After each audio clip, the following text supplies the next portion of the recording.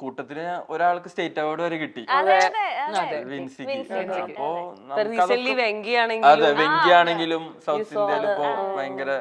അപ്പൊ നമുക്കിത് ഭയങ്കര പ്രൗഡാ. ഇപ്പൊ ഞാനെപ്പോഴും ഞാൻ അതിൽ ആങ്കർ ആയിരുന്നെങ്കിലും ഞാൻ പറയെപ്പോഴും 16 പേരാണ് ഇവര് കണ്ടസ്റ്റിന്, ഞാൻ 17ാമനാണ്. ലാൽ സാറിനോടൊക്കെ പറയുമ്പോഴും അങ്ങനെ പറയാം.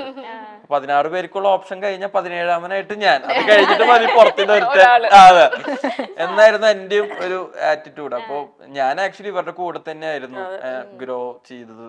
അതായത് എന്റെ വളർച്ച അങ്ങനെ തന്നെയായിരുന്നു. ഷോ ആങ്കറിംഗ് ആയിരുന്നു ഞങ്ങളുടെതും. അപ്പൊ നമ്മളെല്ലാവരും അങ്ങോട്ടും ഇങ്ങോട്ടും ഭയങ്കര സപ്പോർട്ട് തന്നെ ആയിരുന്നു. അവിടെ നിന്നും നമ്മൾ അങ്ങോട്ട് സമാധാനിക്കും.